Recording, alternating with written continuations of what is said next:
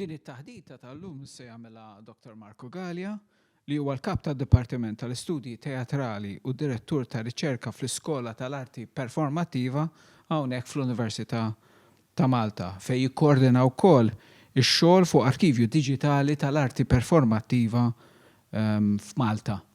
Għal ħafna snin naturalment Dr. Gallia ħadem ukoll fid-dipartiment tagħna, Dipartiment tal-Malti, u kien jgħallem l-istorja tat-teatru Malti u studja kemm l-Università ta' Malta kif ukoll l-Università ta' Birmingham fejn ħadem fuq aspetti tal-istorja tat-teatru modern Malti, speċjalment Francis Ebeyer.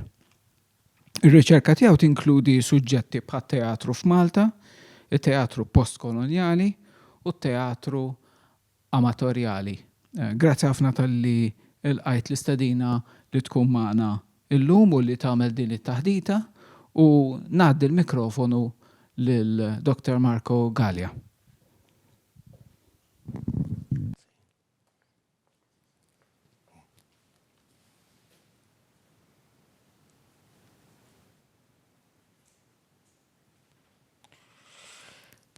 Sewa, it-taħdita jisimha lejt nissil ta' lista ta' termini tekniċi teatrali. L-idea hija li nipprova noħloq diskussjoni dwar x'jeżisti f'termini ta' terminoloġija dwar it-teatru u anki li nippruvaw naraw jekk hemmx skop li dal-qasam jiżviluppa forsi b'mod formalizzat.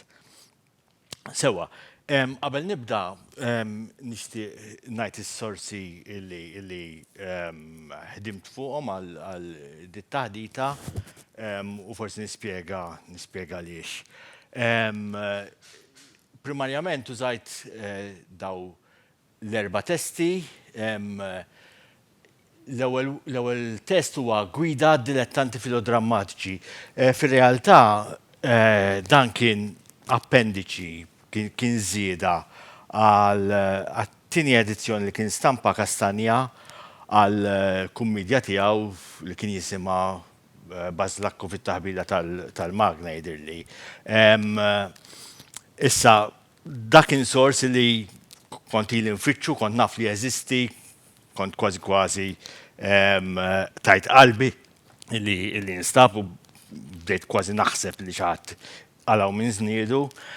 Sakemm tfaċċa il-kollega tagħna, naħseb ħafna minnkom jafuh, Kurt Slattery, li nexxielu jsib kopja fuq mill-arkivji tal-kumpaniji dilettanti fil-inħawi tal-Kottonera.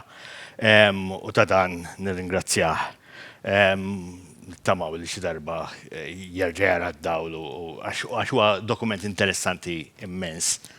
Sewwa, meta tqis li dan kien qiegħed jikteb il-preċetti ta' x'inhu li taħdem it-teatru tad-dilettanti fl-aħħar tas-seklu 19, tifhem diġà l-importanza tiegħu, jagħtina indikazzjoni ta' x'kienet is-sitwazzjoni u naturalment huwa sors tajjeb biex naraw il-lingwaġġ illi kien qed jintuża.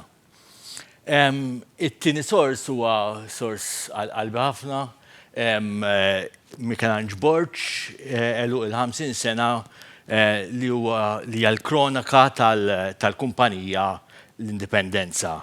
Michelangelo Borch naturalment kien id-direttur ta' din il-kumpanija għal ħafna snin. Lejn l-aħħar ta' ħajtu iddeċida li jikteb speċi ta' storja tal-kumpanija. Hija rendikont dettaljat sena f'sena, kważi xahar x'għamlet il-kumpanija u mill-ġdid allura huwa sors utli biex nifhmu il-lingwaġġ mill-ġdid li qed juża l-kemm f'dal każ bil-kontra ta' Pietro Paolo Castagna, naturalment mhux qed jikteb għan-nies li huma fil-professjoni jew li huma mitħla tas-sena li tagħmel teatru, qed jikteb għall-pubbliku iktar wiesa'. Sewwa, allura mhuwiex qed jipprova jkun tekniku. It-tielet sors mill-ġdid huwa tekniku, huwa Albert Cassola, dan fil-ħamsinijiet kiteb speċi ta' manwal kif tikteb għal-palk u għal-radju ta' Malta. Sewa mhux manwal twil, forsi fih ma nafx 20 faċċata kollox, jispjega x'inhuma l-ideat tiegħu ta' kif il-kidba tal-teatru u għal-radju tista' tirnexxi, ġifieri it-terminoloġija teknika hija marbuta primarjament mal-kidba iktar milli ma' kif dik il-kidba eventwalment tittella. Sewwa. Ir-raba' xogħol huwa raba sors huwa ta' Josephine Mahoney, l-autobiografija teatrali tagħha biex ngħidu hekk, Ozmin Hello, il-palk, ir-radju u jien. Ktib relattivament reċenti ta' l-2012, illi iktar ma nersaq lejh, iktar niskopri affarijiet fih dal-ktib. Leonet huwa uniku fil-kamp tagħna. Sa fejn naf jien hija l-ewwel attriċi illi iddeċidiet li tikteb l-autobiografija tagħha. U l-autobiografija li hija primarjament l-autobiografija professjonali. Is-soltu huma l-politiċi l-politiċi assasini li l-iktar huma ferħanin bihom infushom u jiktbu l-autobiografija. U mill-ġdid hemm rendikont ta' firxa twila ta' snin ta' attività, imma hemm ukoll materjal interessanti, pereżempju fuqet minnhom tagħti lista ta' termini illi kienu jintużaw meta kienet fil-bidu tal-prattika tagħha fis-snin 50-60, sewwa lista mhix twila ħafna, imma hija wkoll interessanti. U mbagħad naturalment użajt il-dizzjonarji ewlenin ta' Erin Seracin Onglot u l-miklemu ta' Giusea Colina, li għal-dizzjonarju deċida li firma Joseph, li interessanti huwa illi it-tnej li huma fir-realtà kienu prattikanti ta' teatru. Erin Seracin Onglot kien kittieb u kellu wkoll b'xi mod attività fl-allestiment ta' xogħlijiet teatrali, kien jitella x-xogħlijiet tiegħu. Wara l-gwerra kien organizza l-perjodu qasir konkors, wieħed minn dawk il-konkorsi li bdew jimtu wara l-gwerra biex jippruvaw jirriformaw il-prattika, ma kienx irnexxa ħafna u ħalla ħafna nies irrabjati, fosthom Giuseppe Diakonu l-baqa' rrabjat miegħu sal-mewt, għaliex mill-lider ma kienx organizzat daqshekk tajjeb dal-konkors, imma insomma huwa bniedem li kien midħla tat-teatru allura tistenna li il-dizzjonarju tiegħu ħajinkludi termini teatrali.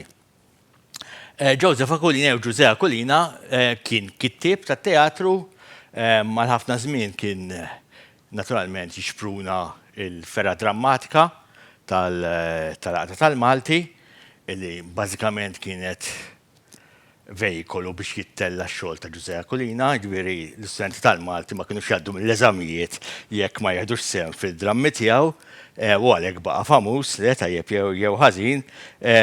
Insomma, ġifieri hemm ukoll numru ta' termini hemmhekk. Ma flejthomx part naturalment, però stennejt li ċerti termini ħansibhom u fil-fatt ma jitfaċċawx. Issa, xirrid ngħid iktar fuq daw is-sorsi. Li interessanti jew li rridu kif battajt nirrimarkaw hija li fuq perjodu ta' iktar minn 100 sena m'hemmx ħafna nies illi kitbu b'mod tekniku dwar it-teatru bil-Malti.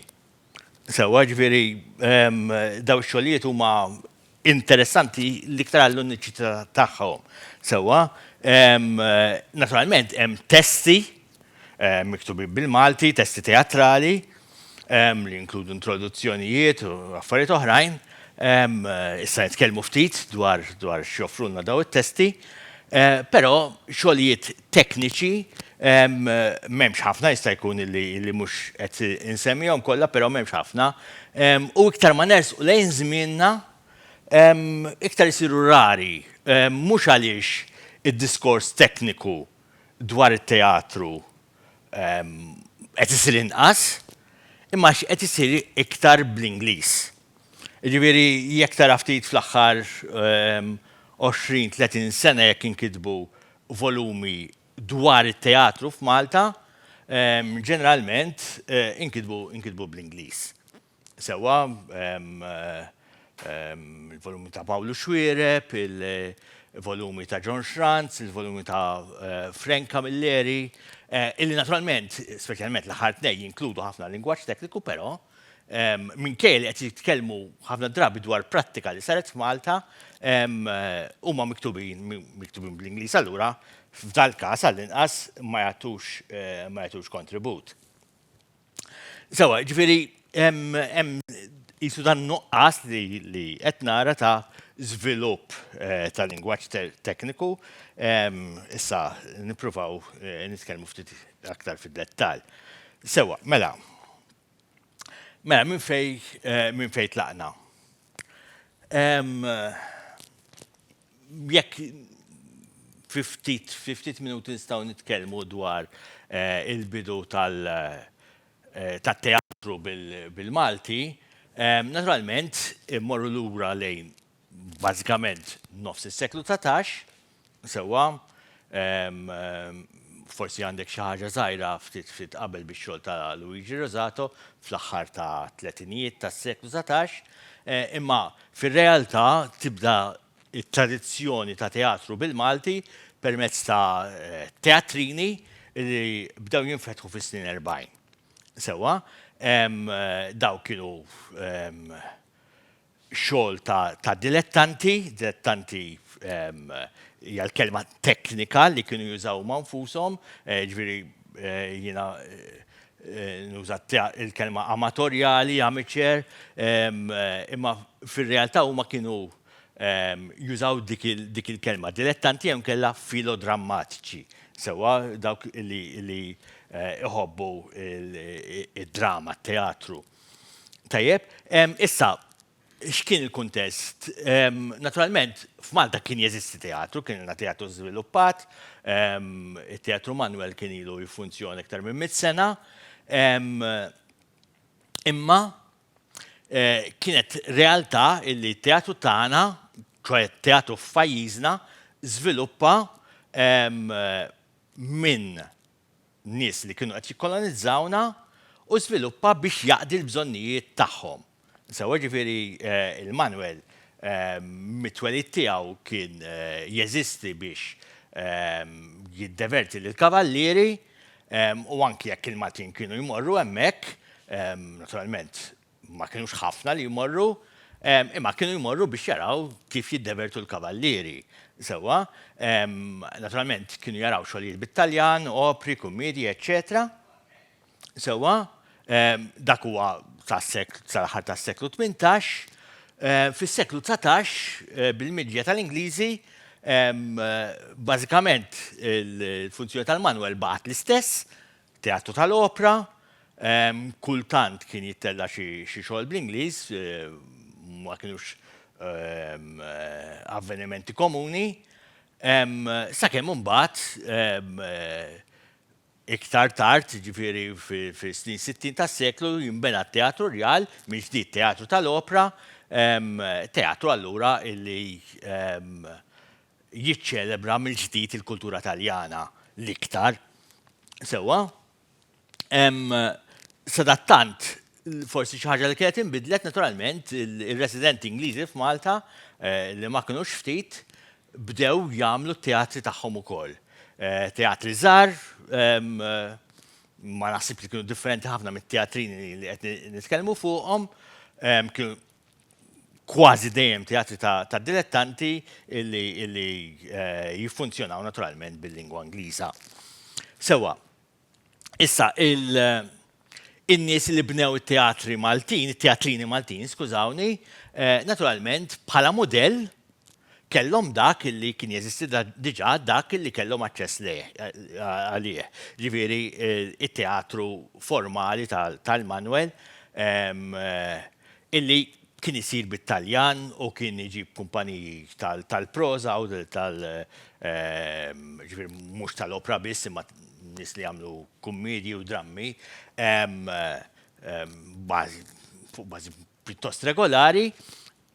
Lej dawk setaw iħarsu u meta bnew daw it-teatridi, meta ngħid bnew ġifieri mhux bil-ġebel u r-ramel, ġifieri ħolqu daw l-istrutturi ħafna drabi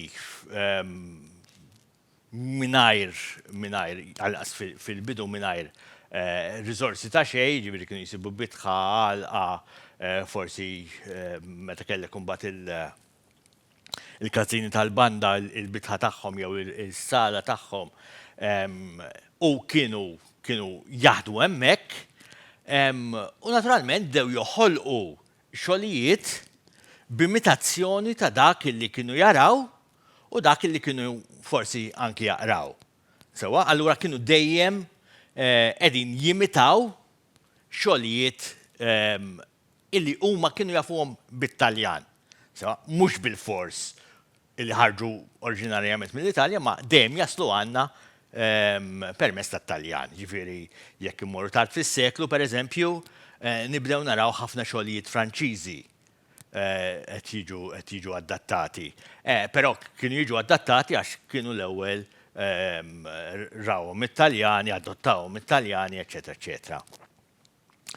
Allura dik kienet l-ewwel ispirazzjoni.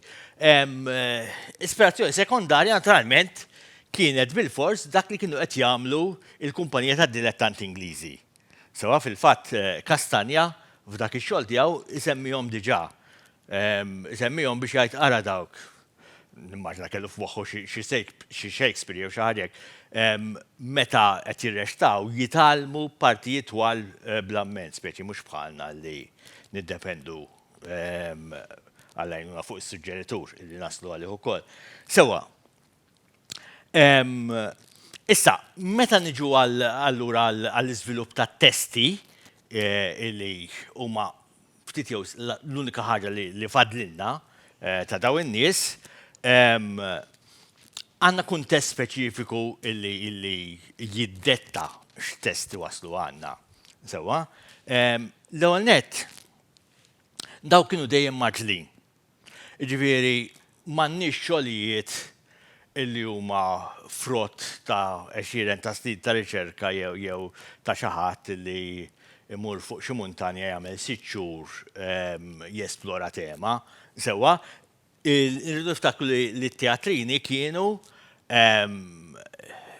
jew għandhom bżonn jipprovdu divertiment immedjat. U di tibqa sa' s-seklu 20 l-istess situazzjoni. Jiġifieri inti il-ħadd qiegħed tirrexta, it-tnejn tibda taħseb x'ħadd tagħmel ħadd wara. U il-ħadd wara ħajarawk l-istess nies allura tittellalhom xogħol differenti. Ġeneralment kienu kun kittib wieħed li qed jipprovdi l-materjal għall-kumpanija. Allura bażikament isa makkinarju awtomatizzat kien jibqa' dej, kulħadd irid xogħol ġdid, naturalment xogħol ġdid mhux dejjem kien jitfaċċa, kienu jirrepetu ħafna xogħlijiet, jibdlu naqra biex ta' parsi qed jagħmlu xi ħaġa ġdida, Kastanja jgħidilna jagħtu sem ġdid li xogħol li jkunu diġà tellaw le. Insomma, affarijiet. Imma jiġifieri kien hemm din l-għaġla jridu jipproduċu malajr, allura m'hemmx sofistikazzjoni, m'hemmx reqqa ħafna drabi f'daw it-testi u naturalment lanqas fl-apparat li jiġi magħhom id-didaskalija. Ħafna drabi traduċew jew adattaw. Jiġifieri ħafna mix-xogħlijiet illi waslu għandna anki fejn ma jgħidulniex li huma hekk huma jew traduzzjonijiet jew adattamenti, naturalment mit-Taljan. Jiġifieri, fil-fatt dan huwa suspetti għaj anki fuq il-manwal li tkellimna ta' Kastanje jista' jkun li ħafna minnu ħadu minn xi test li kien miktub bit-Taljan għax jidher fumenti su tradott b'mod traskurat ħafna. Imma dik kienet is-sitwazzjoni li allura qegħdin jaqbdu testi li jeżistu bit-Taljan u jaqilbuhom mal-Malti bl-għaġla kif qed ngħidu, u allura ħafna affarijiet se jibqgħu kif kienu fl-oriġinal jew jiġu tradotti b'mod litterali maġġel ħafna. Issa, it-tielet ħaġa li rridu nikkonsidraw hija li kellhom qudiemhom pubbliku il-litterat jew semi-litterat. Jekk tara l-kuntest ġenerali tat-teatrini, kien kuntest li qed jaħdem għal pubbliku ġeneralment illi ma kellux aċċess għat-teatru tal-opera, jew ma kienx jiflaħ ħallas, jew ma kienx jifhem x'inhu jiġri.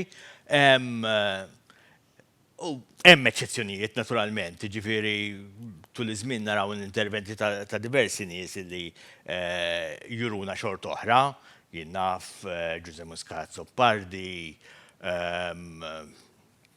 l-istess Michelangelo Borg, ġifieri hemm nies li kellhom kultura li kienu qed jaħdmu għat-teatru, però l-biċċa kbira tal-pubbliku kienu qed jaħdmu għalih kien il-litterat jew semi-litterat allura illi forsi ma jeżiġix livell ta' sofistikazzjoni illi jista' jagħti lok biex jinħoloq lingwaġġ tekniku. Anki għax mhux il-pubbliku biss, imma ħafna minn nies li kienu jagħmlu teatru, ġifieri ħafna mill-atturi kienu illitterati. Jiġifieri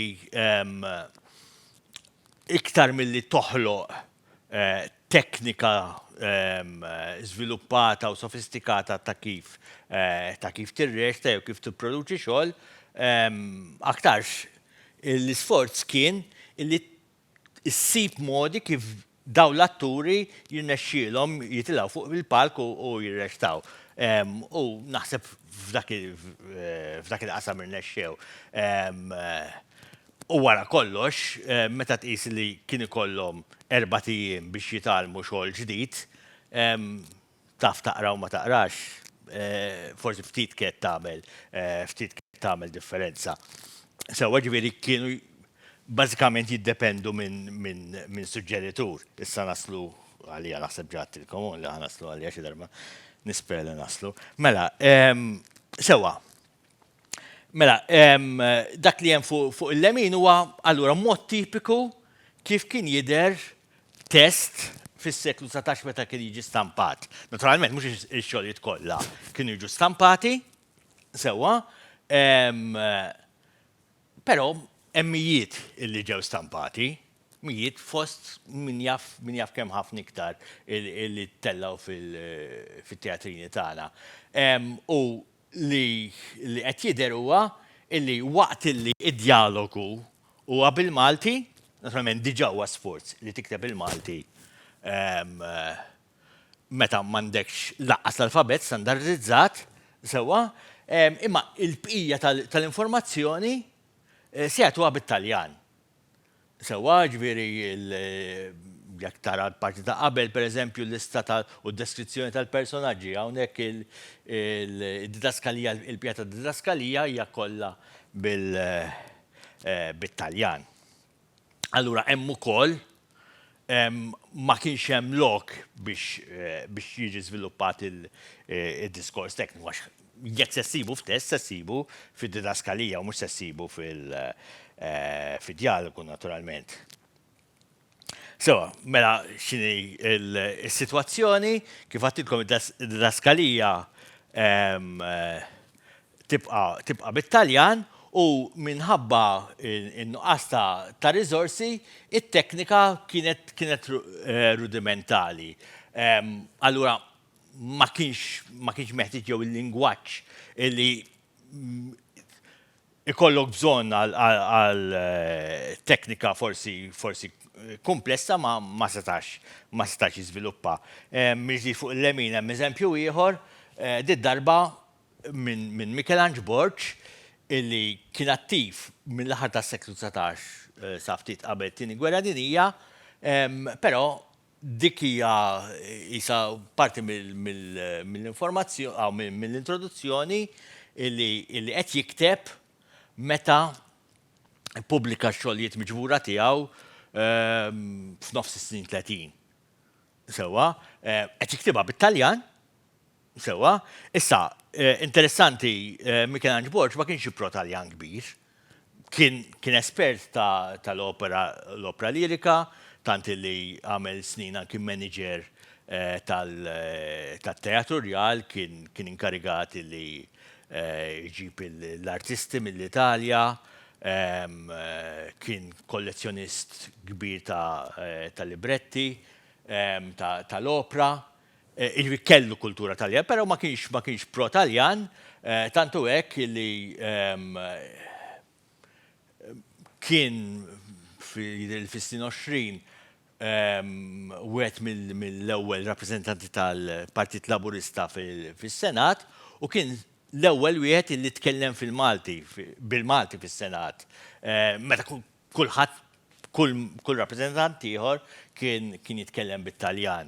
Però meta jiġi għal dan id-diskors se jdur xorta għat-Taljan. Sewwa, u waħda mill-iskużi tiegħu hija li bażikament ma jafx jikteb tajjeb bil-Malti, skużaw l-ortografija tiegħi, għadna nisimgħu wasallum. Apologies sent from my iPhone. L-istil Liberty referenza naturalment għal-stil artistiku tal-periodu ma li tieħ ċertu skużi. U fil-realtà jgħid f'dal każ minix waħdi. Qed insegwi tradizzjoni. Segwi tradizzjoni allura ta' nies li kellhom għal-qalbhom it-teatru bil-Malti, li żviluppaw it-teatru bil-Malti, sewwa, ġifieri qed nitkellmu bażikament 90 sena wara l-ħolqien tat-teatridi. Imma għadhom sa dak iż-żmien jaċċettaw bħala xi ħaġa li kważi ma tistax tevita illi kull diskors tekniku se jsir bit-Taljan. Sewwa, qed jgħid speċi qiegħed f'kumpanija tajba. Hemm eċċezzjonijiet, ġifieri fost il-kittieba tul daw l-ewwel 100 sena, hemm tnejn-tlieta Kastanja ġieli għamel id-didaskalija bil-Malti, Rosato kien jagħmilha bil-Malti u forsi hemm xi ħadd ieħor.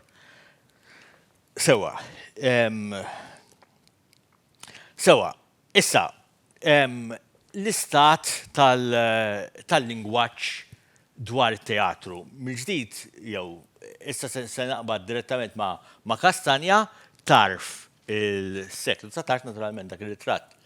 Mhux hu, ma stajtx insib ritratt tiegħu. Mela, u għandna eżempju ta' x'qed jgħid dwar l-attività meta qed tuża l-armi fuq il-palk. Sewwa u ħsib li forsi tinteressana. Mela għandu joqgħod attent wisq l-attur li jkollu jaqla xi pistoli jew azzarinata fix-xena. L-arma tkun ippruvata u kargata minnu stess u ma jitlaqix f'idejn oħrajn kif ġiġi qabel ma jasal waqta. Waħda biex ma tinbidilx, oħra biex l-isparatura ma tfallix. Li bosta drabi tkun il-kuruna tal-opra u l-aħħar biex tkun żgur li l-arma ma tkun sejra tagħti l-kolb tal-mewt. Sewwa jiġifieri qed jibni argument relattivament tekniku dwar it-teatru bil-Malti u l-lingwaġġ qiegħed hemm. Sewwa, jiġifieri huwa interessanti li daqshekk kmieni għandek min qed jiżvolġi dad-diskors raġunat dwar kif għandek iġġib ruħek fit-teatru. Sewwa, il-klim, il-terminoloġija teknika, ovvjament m'għandux bżonn hawnhekk, imma naħseb li l-idea li qed iħossu komdu jitkellem bil-Malti dwar teatru għandha tidher tajba. Tajjeb, mela, issa, mela l-idea li nistgħu noħorġu hija illi meta qed jiżviluppa it-teatru hemm prattika teatrali illi qed tiġi riflessa. Sewa? U dik il-prattika teatrali tintrabat ħafna mat-tradizzjoni Taljana. Sewa? Però meta ngħidlu it-tradizzjoni Taljana, meta nitkellmu dwar teatru għall-Italjana, bħal meta nitkellmu dwar xofrit l-opera Taljana, mhux qed nitkellmu biss għal xi ħaġa li hija limitata fl-Italja, imma xi ħaġa li kellha effetti kbar fuq it-teatru kollu Ewropew. Sewwa. Issa, mela allura it-tip ta' teatru li naturalment konna nsibu Malta, it-tip ta' teatru illi saħansitra id-dilettanti kienu jippruvaw jimitaw, ġifieri anki bħala spazju, huwa mibni fuq it-teatru tipiku Taljan, it-teatru li huwa markat l-iktar bil-proscenju, dik l-arkata li taqta' fej qed isir ir-rextar minn fej hemm in-nies jaraw x'qed jiġri. Sewa, allura hawnhekk insibu li id-diskors, it-terminoloġija kienet qed tiġi tradotta. Le, mela dawn huma kollha termini illi ltqajt magħhom kważi kollha f'Kastanja.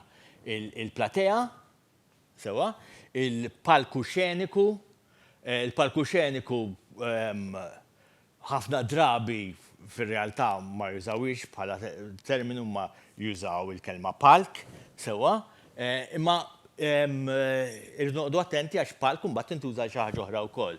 Il-kwinta jew il-kwinti, sewa, it-telun illi għall-portiera il-kbira ta' quddiem, il-proxen,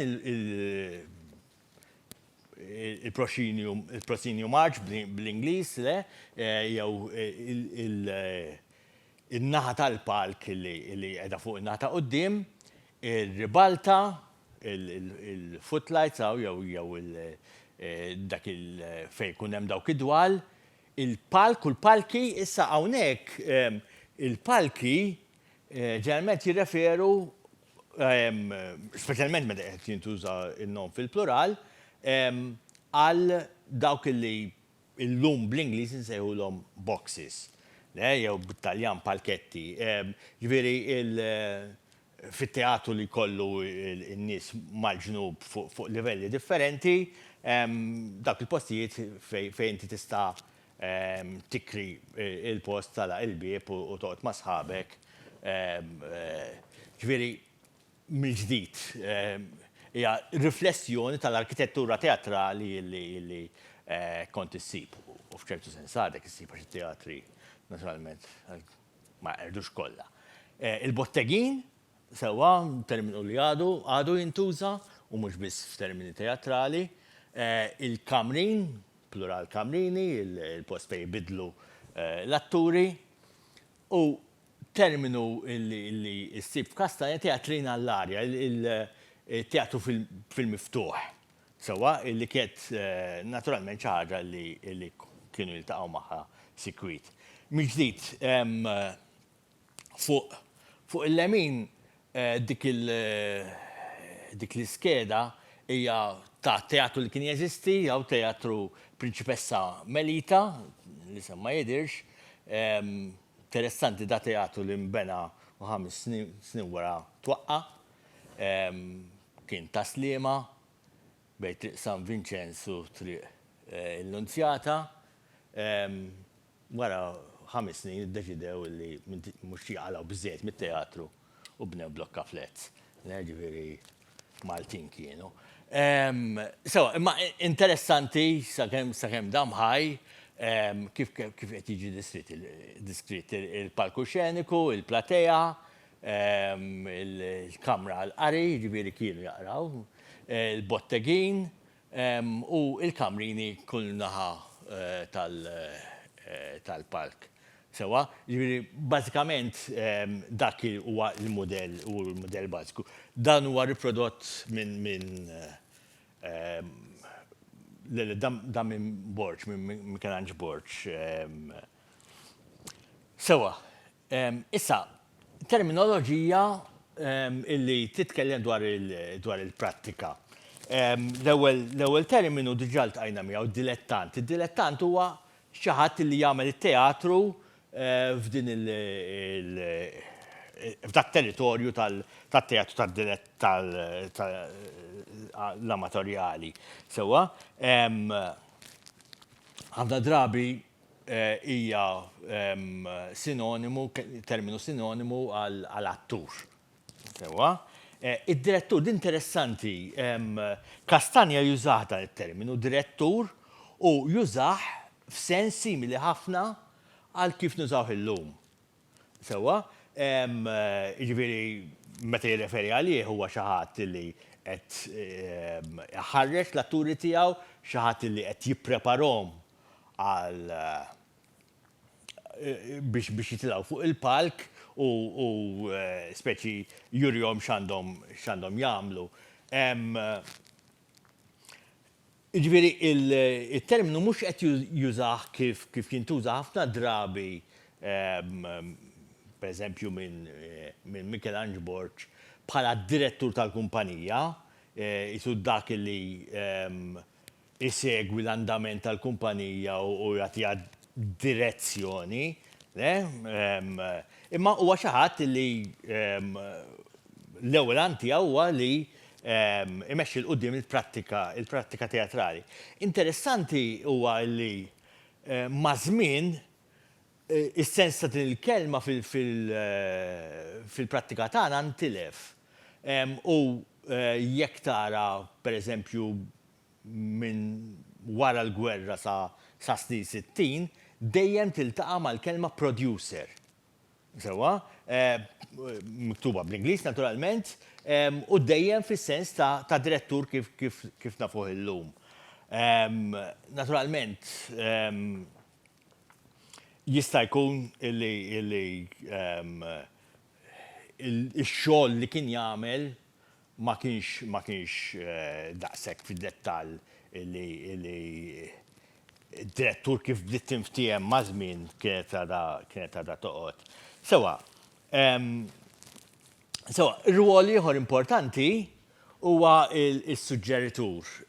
Kastanja juża terminu ieħor, juża l-kelma suġġeritur ma juża l-kelma rammendatur, dak li jfakkar.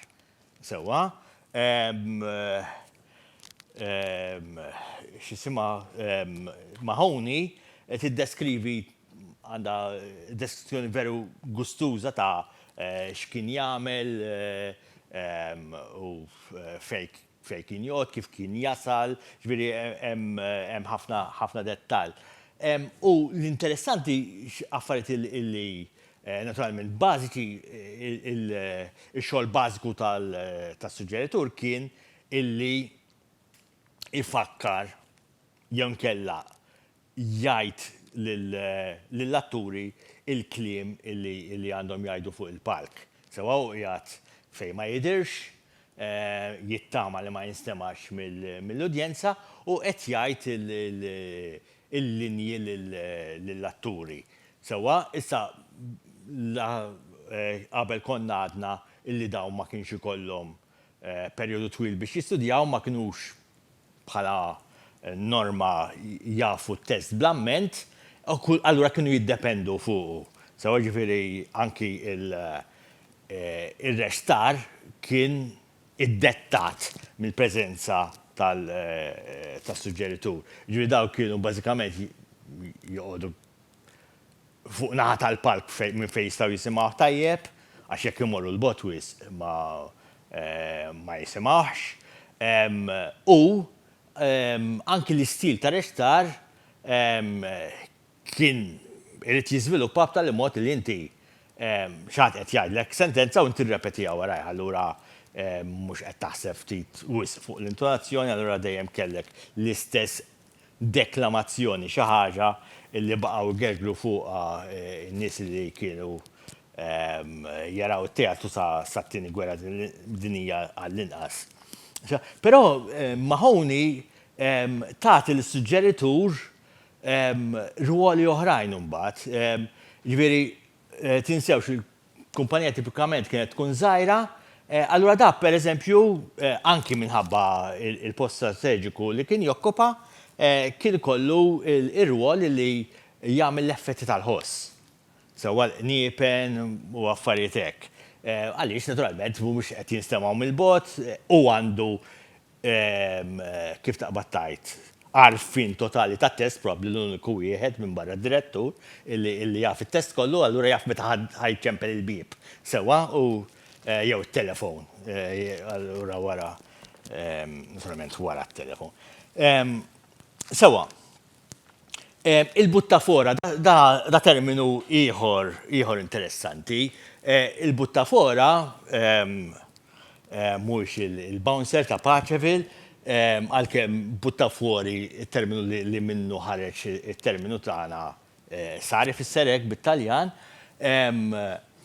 kien dak il-bniedem inkarigat illi jgħid lill-atturi fiex ħin għandhom joħorġu fuq il-palk.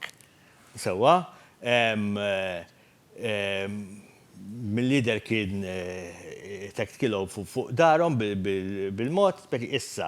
Allora, f'ċertu sens, minn barra li naturalment kien kunċert li kulħadd ħareġ fil-waqt, kien iżomm anki t-temp. Ġifieri, inti toħroġ meta tħoss dik it-tabtifa fuq darek, mhux sekonda qabel, mhux sekonda wara.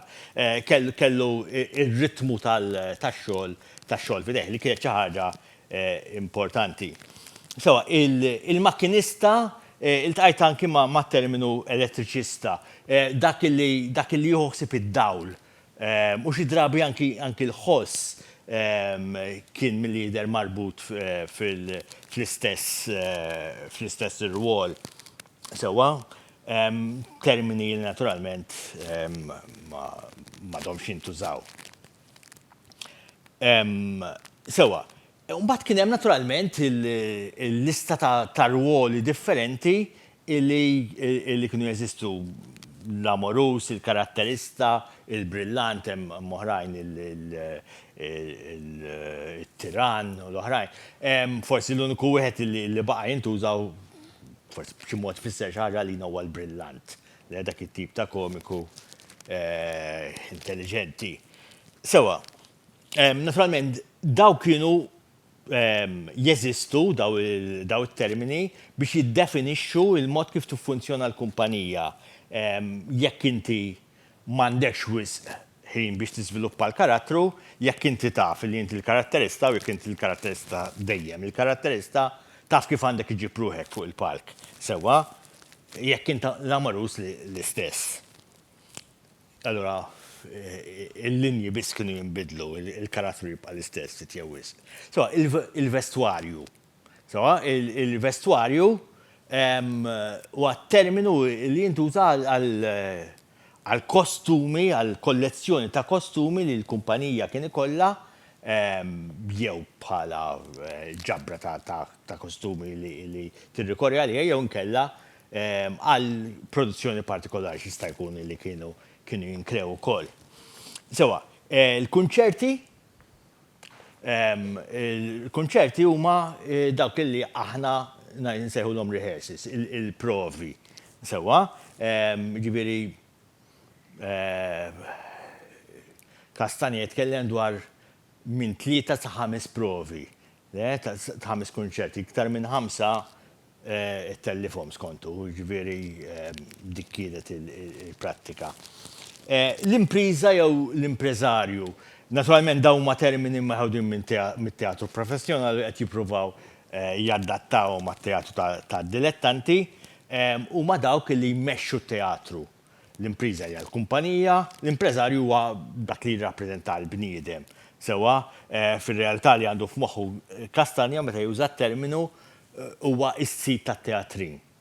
Sewa, li fl-aħħar mill-aħħar irid jagħmel tajjeb għall-ispejjeż u mbagħad jara x'se jagħmel eċetera, eċetera. Sewa, l-istess, il-manifest jew nkella kartellun. Ma tgħidlix ftit kemm ħadd jinsista jkieġbu. Il-manifest jew il-kartellun, sewa naturalment dak il-lum insejħulu il-poster, sewa ix-xena jew xeni, dawk ix-xeni li kienu jitpinġew, jew jitpittru. Kors ta' reċti. Kors ta' reċti bħal kors ta' pilloli ġifieri meta għandek sensiela ta' xi ħaġa li hija l-istess. Kiet prattika li l-kumpanija u xi kumpanija l-inqas iżuru postijiet differenti u jagħmlu kors ta' reċti. Tmur f'teatru ta' Bormla u inti naturalment il-kumpanija tiegħek mhix minn Bormla u tagħmel kors ta' reċti hemmhekk, tagħmel 5 reċti tul 5 ġimgħat jew xi ħaġa ta' dak it-tip. L-idea ta' touring li kienet teżisti naturalment m'għadix. L-irtokkatur, terminu li jinftiem però naħseb ma tantx għadu jintuża, id-direttur tax-xena, stage director, jew id-direzzjoni tax-xena bħala funzjoni fil-silta minn programm dak maħut minn test tal-sittinijiet hemm direttur tal-park li naħseb tfisser l-istess ħaġa.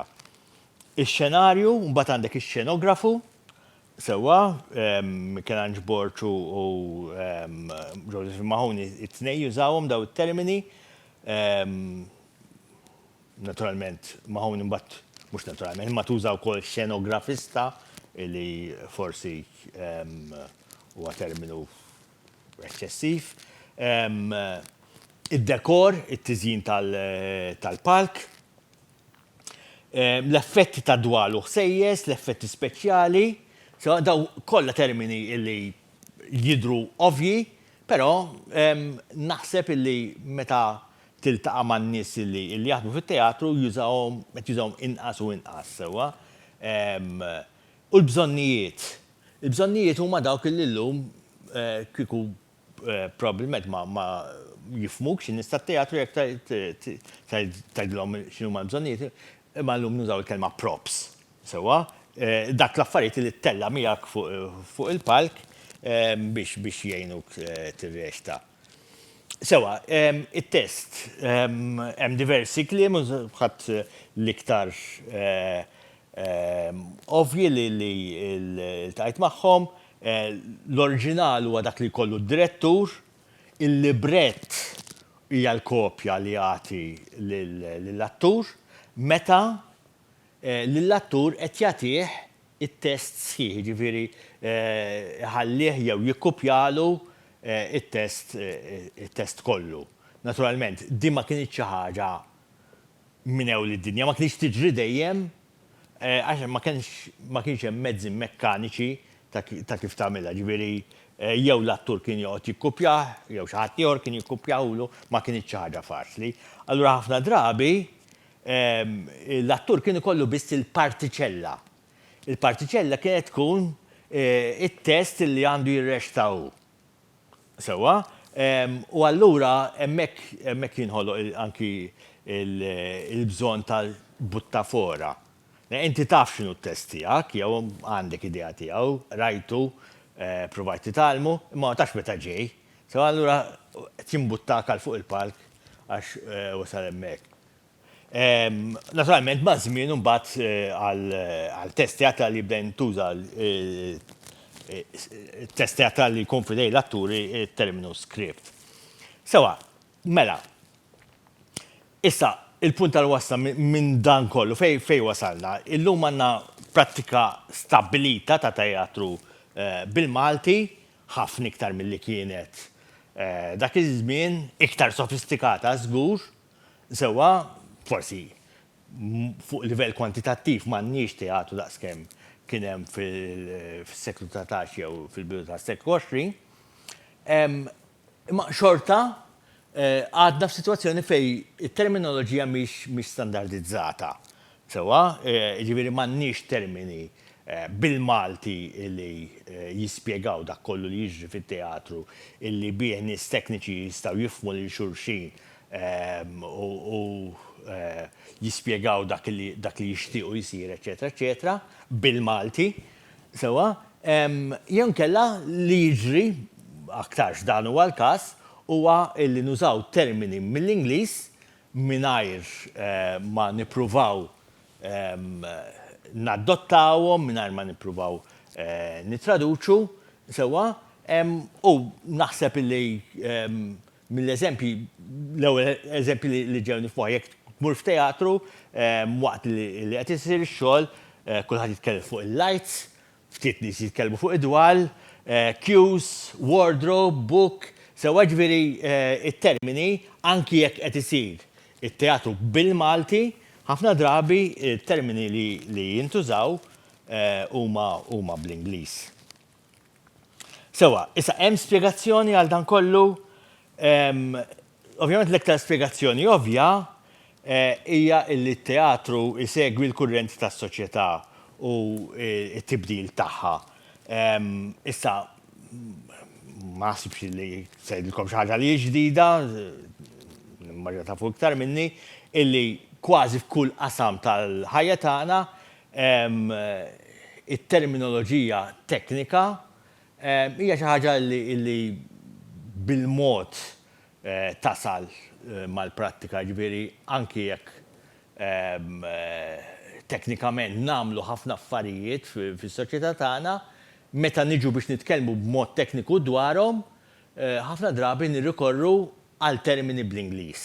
Sewwa, u probabbilment il-fatt li t-teknika timxi pass illi l-lingwa tagħna jew il-prattika tagħna tal-lingwa ma jlaħħaqx magħha. Issa fil-każ tat-teatru hemm diversi affarijiet li naħseb jaffettwaw dan kollu. L-ewwel nett għandna s-sitwazzjoni tal-bilingwiżmu. Jiġifieri aħna meta nagħmlu teatru jew nagħmluh bil-Malti jew nagħmluh bl-Ingliż ġeneralment, imma l-aspetti tekniċi ġeneralment huma komuni. Jiġifieri jekk inti se timpjega tagħti kuntratt lill-kumpanija li tagħtik id-dawl, mhux se jibgħatulek nies differenti jekk inti se tagħmel xogħol bil-Malti jew inkella jekk se tagħmel xogħol bl-Ingliż. Sewwa ġifieri naturalment dik hija sitwazzjoni li hija hekk. Semmejna diġà il-ħeffa li biha jsiru l-kambjamenti, it-tip ta' dwal li kienu jintużaw 10 snin ilu probabbilment illum huma antikwati, illum issib dwal oħrajn u trid isseħħilhom b'mod differenti. Il-fatt li n-nies tekniċi, anki n-nies tekniċi li jaħdmu fil-floqsma tal-arti, mhux bil-fors għandhom interess kbir fil-lingwa. Jiġifieri inti jekk xi ħadd qed jiddiżinja d-dawl, mhux bil-fors interessat illi jispjega bil-Malti jew bl-Ingliż dak li qed jagħmel. Sewwa ġifieri jekk il-diskors jiddependi minn nies tekniċi u f'dal-każ hekk qed jiġri, naturalment hemm nuqqas ta' ftehim fis-sens ta' x'wieħed jistenna. Sewwa, u naħseb ħaġa illi mingħajr ma niftiem ħażin irridu naħsbu fuqha però hija r-realtà illi t-teatru tagħna jekk irid jikompli jiżviluppa jeħtieġ l-għajnuna jeħtieġ ix-xogħol ta' nies li mhumiex Maltin ukoll. Sewa ġifieri dinja ħaġa li diġà teżisti, ġifieri jekk inti tara xogħlijiet li jittella anki bil-Malti f'pajjiżna, uħud mill-aħjar xenografiji jiddisinjawhom nies barranin. Sewa, illi hija xi ħaġa tajba. Sewa, għaliex qed tagħti varjazzjoni ikbar, forsi tgħin fil-kwalità, eċetera, eċetera. Anki fil-każ ta' min qed jirrexta, min qed jiddeliġi, ġifieri hemm dat taħlit f'saħħtu, imma li bil-fors ikollu effett fuq l-użu tal-lingwa Maltija f'dal każ. Sewa, qed tgħid bil-fors hekk hija s-sitwazzjoni. Ġifieri fir-realtà naħseb dik hija xi ħaġa li ltqajna magħha prattikament f'kull qasam fejn għexna mal-barranin,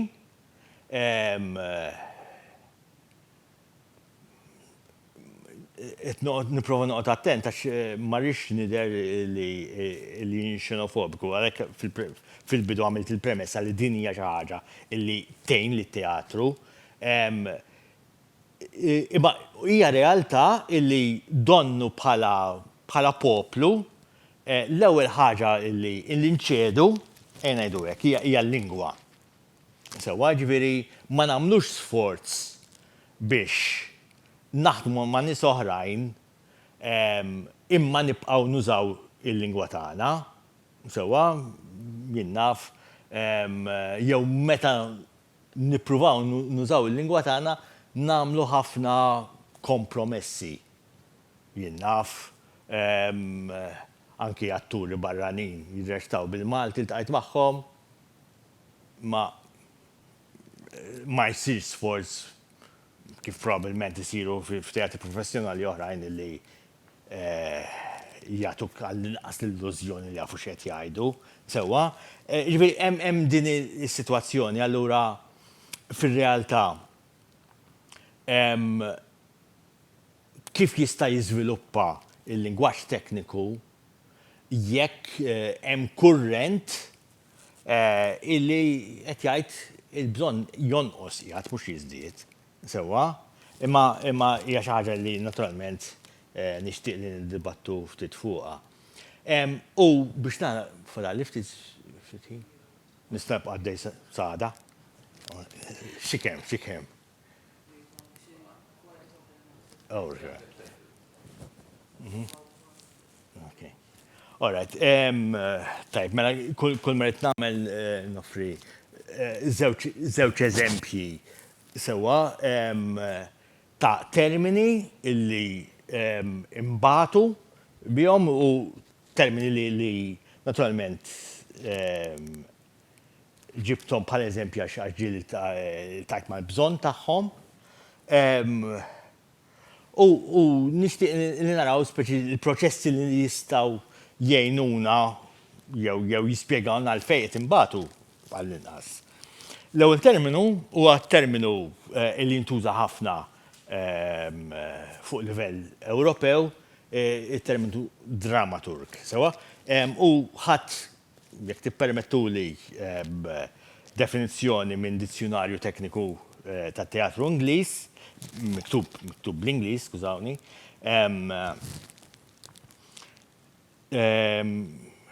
biex imbagħad naraw ftit x'nistgħu jew x'qed nagħmlu b'dat-terminu. Mela, the dramaturg has traditionally functioned as a textual advisor to a theatre company. This could be anything from translation to an analysis of the dramaturgy of the text, from bringing scholarship to bear on the historical and cultural aspects of the text to advice on the company's repertoire. From formal in-house critiques to archives and publicity, from assistance to director, designer and cast, to assistance to a playwright with a new script. Bażikament il-drammaturgu huwa xi ħadd li jagħtem għax għandu livell ta' esperjenza u għarfien li nies oħrajn fil-kumpanija m'għandhomx u qed jgħin f'diversi aspetti ta' jinnaf test, il-validità storika ta' dak li qed jinkiteb, ta' kif qed tidher l-arkitettura fuq il-park, ħafna affarijiet relatati ma' għarfien tal-materjal. Sewa, hija funzjoni illi f'teatri professjonali, speċjalment nata l-vant tal-Ewropa, issiba ħafna. Ġifieri fil-vant tal-Ewropa, manki anki f'ċerti pajjiżi kontinentali, fil-Ġermanja pereżempju, ukoll hija prattika komuni li ssib id-dramaturg. Jew fil-kumpanija, jew direttament marbuta ma' produzzjoni speċifika. Sewa, issa, il-problema tagħna hija li naturalment dak terminu ma jeżistix anki għaliex il-professjoni ma teżistix, ir-rwol fit-teatri tagħna ma tiltaqax miegħu daqshekk. Sewwa, allura forsi għalhekk ma ħassejniex daqshekk bżonn illi nużawh.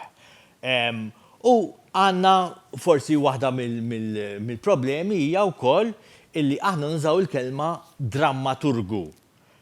Drammaturgu illi terminu illi probabbilment traduċejnieh mit-Taljan xi darba kien jintuża bit-Taljan forsi illum għal ħafna deċenji jekk mhux sekli għal playwright illi huwa dak li qed infissru jintuża t-terminu kommedjografo bit-Taljan u mhux dak terminu waqt li dramaturg jintuża fit-Taljan. Sewa, ġifieri huwa terminu illi naturalment se jaħbad. Diffiċli fl-istess lingwa jkollok drammaturgu u drammaturgu u tistenna n-nies li jiddistingu bejnietom. Li interessanti huwa li għalkemm drammaturgu huwa terminu nużaw, sa snin 50 meta Albert Cassola kien qed jikteb il-manwal tiegħu, il-kelma drammaturgu juża, però juża wkoll kelma li toġobni ħafna fil-fatt, kittib tal-palk, hija deskrittiva aktar mill ħaġa oħra, u xi drabi tant donnu jidher mhux ċert minnu nnifsu li ħalli l-kelma bl-Ingliż, playwright. Sewa, issa aħna x'qed nagħmlu? Il-kelma dramaturg naturalment ma nużawiex, jew nkella naħbuha il-kelma nużawiex u il-rwol naħbuh taħt titli differenti, konsulent, konsulent storiku, konsulent tal-kostumi, konsulent għat-test, naħseb ġieli li tqajt magħha wkoll. Però forsi wasal iż-żmien għaliex anki l-prattika tagħna qed tinbidel illi termini bħal daw nibdew naħsbu fihom.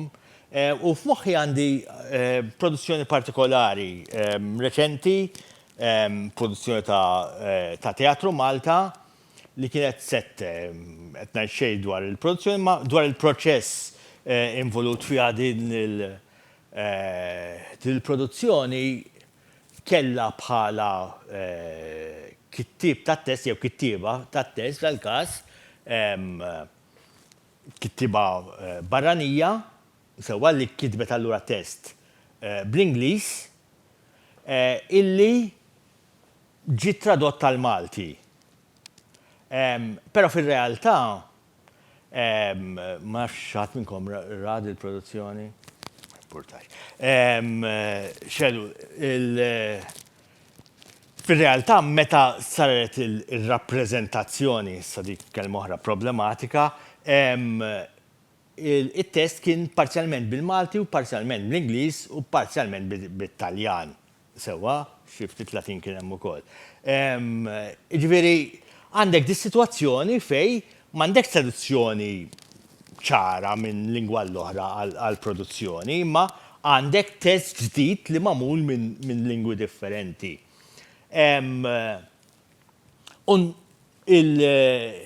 Il-fattu illi Simon Bartolo, illi huwa mniżżel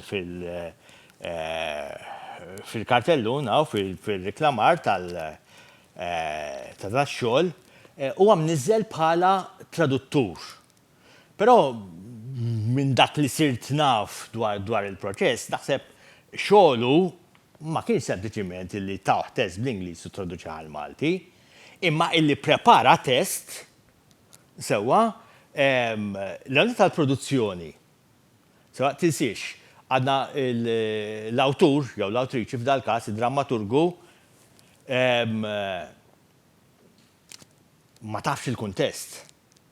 Jew ma tafx daqshekk dwar il-kuntest, jiġifieri xi ħadd li qiegħed jipprepara magħha test tal-produzzjoni naħseb li għandu intervent f'da sens ukoll. Illi jgħin fil-kidba tat-test u naf illi dal-proċess sar. Wara l-produzzjoni, Simon Bartolo kien ukoll involut fil-preparazzjoni tat-test li ntuża l-produzzjoni jew xi forma tiegħu u mbagħad tal-pubblikazzjoni. Ġifieri dawn l-affarijiet naħseb setgħu ġew deskritti aħjar bit-terminu ta' dramaturg. Sewwa, allura naħseb illi hemm bżonn illi xogħlijiet illi deskrivu ruhom tajjeb anki jibdew jużaw termini bħal daw. It-tieni eżempju, u nieqaf hawnhekk, huwa t-terminu English performance. Sewwa, ovvjament huwa problematiku, imma ejja naraw ftit id-definizzjoni għat l-istess dizzjonarju tal-ewwel, the public display of extraordinary ability. Performance tends to create theatre, but it may or may not involve drama. Ġifieri il-performance tista' tiġi minn test, imma tista' ma tiġix minn test preparat minn qabel. When it does, however, a performance stands between drama and theatre as a transformational catalyst. Such a necessarily broad definition includes dance, music, and the host of other activities which might fit, that is, some which may not normally be thought of as performances. Lectures jistaw jkunu performances allura. Issa ħna x'terminu nużaw. L-iktar terminu komuni huwa rappreżentazzjoni. Sewwa, li nifmu naturalment x'qed ngħidu bih, però f'ċertu sens huwa problematiku għaliex qiegħed jaqbad parti miss minn dik id-definizzjoni. Qed jitkellem dwar il-fatt li inti fuq il-palk għandek xi ħaġa li hija direttament relatata mad-drama, mat-test illi mbagħad qed jieħu forma fuq il-palk. Qed tirrappreżenta dik id-drama. Sewwa, terminu li xi drabi jintuża huwa spettaklu. Sewwa, spettaklu teatrali pereżempju, jew spettaklu mużikali. Reċta, terminu forsi ma jidirx tekniku imma fir-realtà hu, sewwa, maħuni tuża it-terminu eżekuzzjoni. Jużaw ukoll akulina jagħti għall-performance teatrali, għall-performance artistika. Sewwa, eżekuzzjoni, ma nafx inħossha ftit drastika.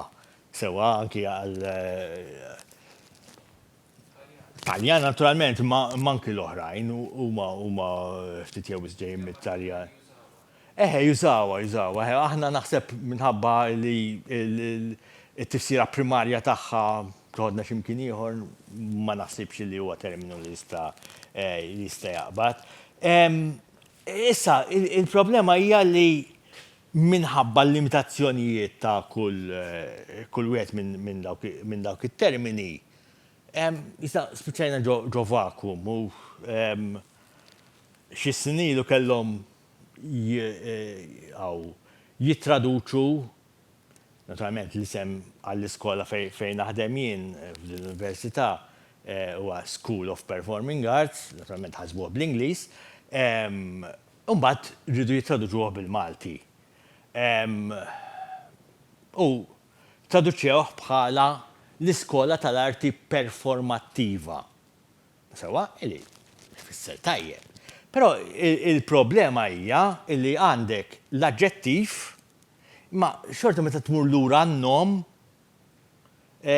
isek xorta ħatibqa' b'dak il-vojt illi ma nafx kif se jingħala għax jew ħatuża kelma assolutament differenti, jew ħaterġa' lura t-terminu Ingliż sewwa, jew nkella se ssib xi ħaġa illi tinħoloq minn dak l-istem illi tfisser li s'issadna ma wasalniex għaliha. Ġifieri daw l-eżempji qed inġibhom biex nuri li naturalment jekk irridu nagħmlu xi ħaġa, irridu naħsbu sew fuqha, irridu naħsbu x'nifhmu bil-prattika tagħna, x'irridu li tfisser il-prattika tagħna u allura d-diskors tagħna fuqha.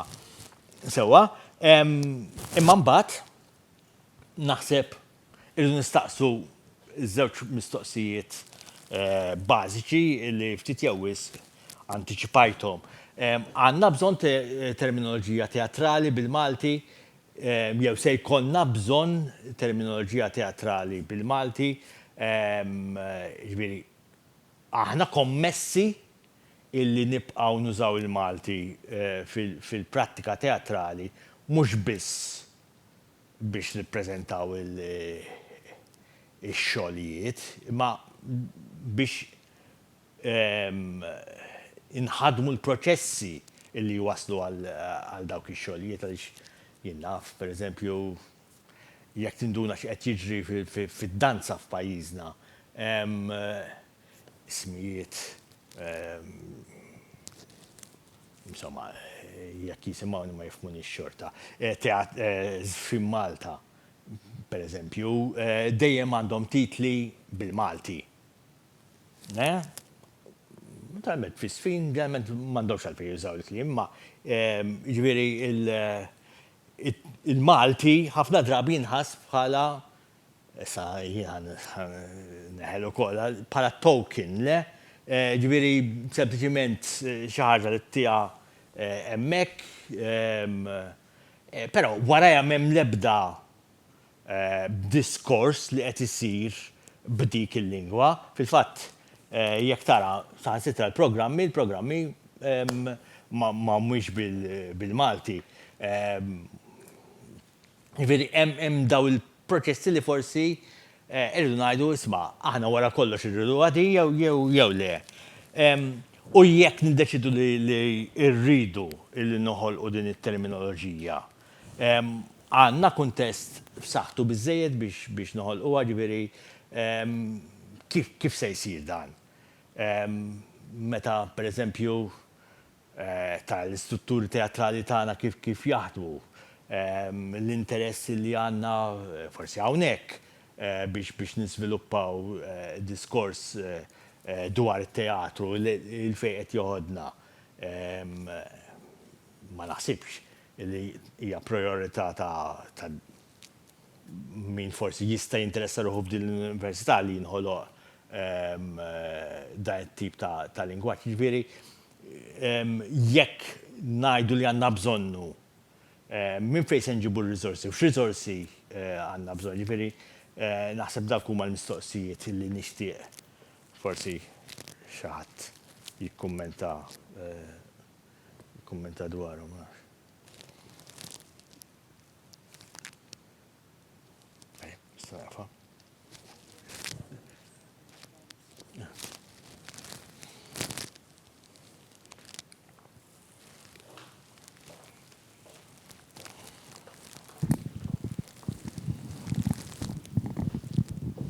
Ġifieri jekk hemm xi mistoqsijiet jew kummenti li tixtiequ tgħaddu, tistgħu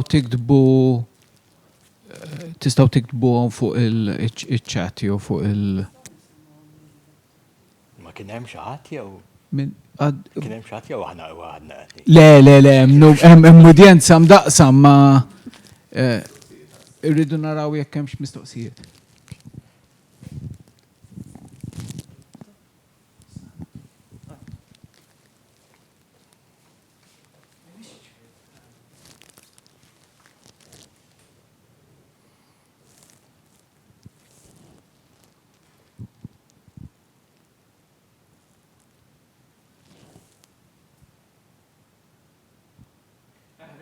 Rachel Vella, per eżempju,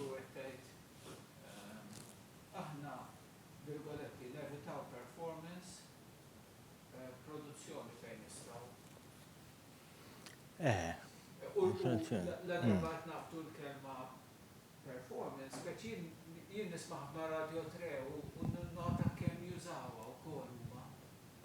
Radio 3 li huwa speċi l-istazzjon tal-kultura u li qod attent ħafna kif juża l-lingwa.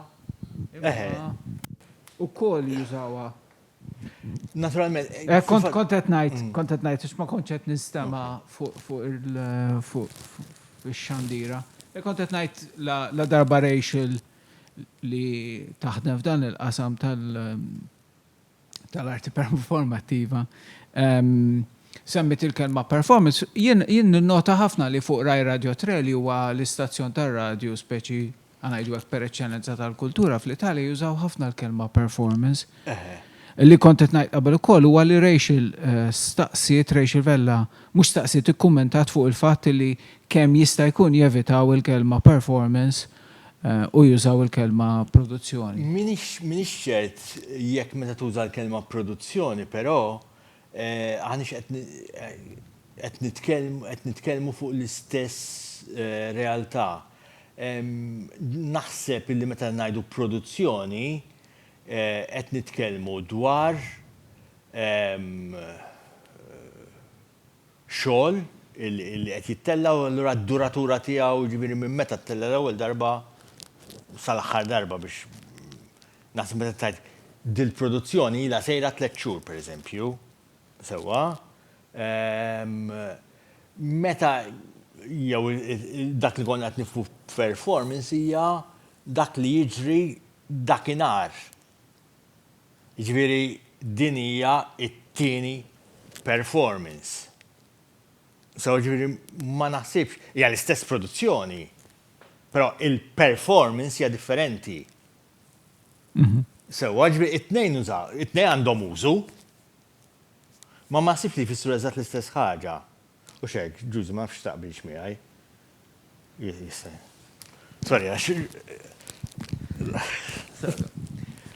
Ara, jina dejjem inħoss li rridu niddeċidu jekk hux il-bajda u t-tiġiġa tiġi l-ewwel, għax jien inħoss li nutli nistabbilixxu kelm uffiċjali għal performance, pereżempju, meta mbagħad ma jinkiteb xejn bil-Malti, ġifieri importanti hu illi nibqgħu nikdbu bil-Malti. L-ewwel santu ħaġa nikdbu d-drammi bil-Malti.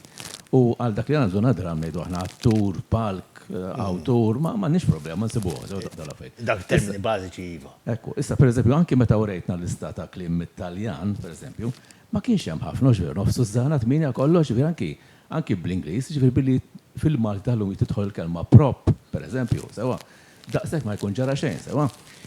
Anki jekk nukli tgħid dak li jkun tgħidu tgħidx lights, tgħid dwal, imma mbagħad id-dwal huma spots, floods, strobe, sewa, ġifieri dak mhux daqshekk importanti. L-importanti li nibqgħu nikdbu bil-Malti u naraw x'għandna bżonn għal dik il-kitba bil-Malti. Sewa biex tikteb dram ma naħsibx li għandha diffikultà. Jekk tikteb fuq l-istorja tad-drama f'Malta għandna diffikultà ma naħsibx, mhux daqshekk kbira sewa li nixtieq ngħid huwa dan. Illi mhux sewwa illi ninsistu illi l-Malti u l-Ingliż ikunu Google Translate, ġifieri jekk hemm kelma waħda bil-Ingliż, jekk hemm kelma waħda bil-Malti, inti għal performance skont l-ewwel qed tgħid li qed tikteb xi ħaġa bil-Malti. U mbagħad tarek fil-kuntest dak li qed tikteb ix tistax tgħid ir-reċta, jew l-ispettaklu, jew il-produzzjoni, jew taf il-kelma li tot fil-kuntest Malti għal dak il-każ mingħajr ma jkollna bżonn nistabbilixxu anke performance ma ddejjaqniex jiena jekk tiġi użata f'kuntest tajjeb. Forsi il-problema hija mbagħad meta tiġi biex għax aħna ġeneralment nużaw kelma li mbagħad minna noħorġu forom oħrajn. U dik ġeneralment twassalna f'sitwazzjonijiet odjużi bħal perform jgħid li ma naslux hemm, pereżempju. Ma nixxi ngħidux, imma ngħidu aħna billi tgħid arti performattiva ma ddejjaqniex jiena ġifieri.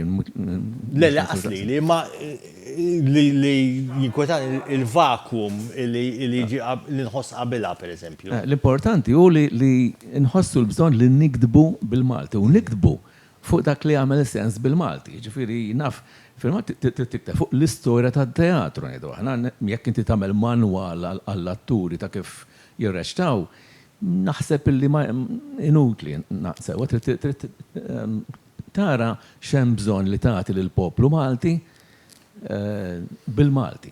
Sewa ngħidu aħna. Milux kien hemm kumment fuq il-Facebook fuq m'għandux jaqsam mat-teatru dan. Xi ħadd qal tista' ittuni lista tal-ismijiet tal-mart tar-raba tal-uġuħ tar-raba l-iktar komuni f'Malta bil-Malti u l-ewwel ma jwieġbu jkunu dawk li ma jafux, sewa nix ngħidu.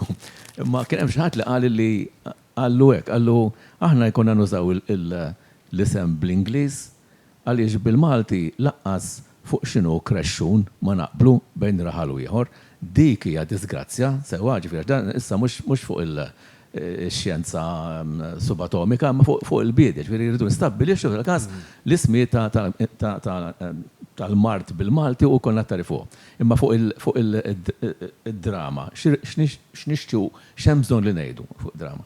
L-istorja tad-drama naħseb li għandna terminoloġija li nistgħu nużaw, nistgħu ngħidu dak li rridu u nkomplu nikbu drammi bil-Malti u ġifieri ma nġibux bi kbira ħafna, wara kollox hemm 6 termini, 8 termini bit-Taljan bil-ngħidu props ma jkun ġara xejn naħseb jien hux sakemm nibqgħu nitkellmu bil-Malti jidhirli.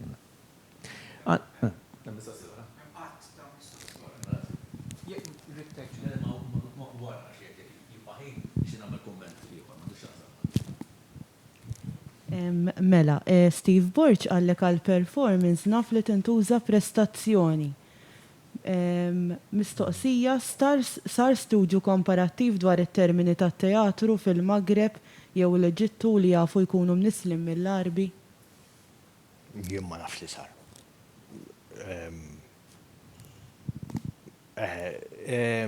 Naħseb li jkun utli,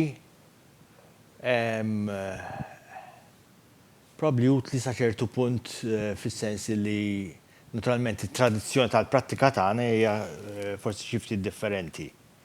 Sewa qed ngħid mill-injoranza relattiva tiegħi tat-teatru tal-Maghreb sewwa.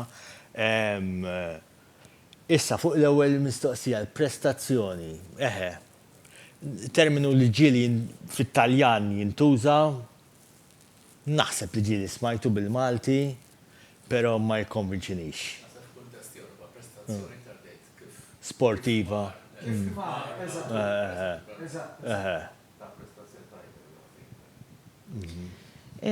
Ħaniprova nieħu xi mistoqsijiet għaw Emanuel Mifsud, Tony Sant u Kita Zoppardi. Ħaniprova niftaħ is-sound u forsi tkun tista' mela nibda.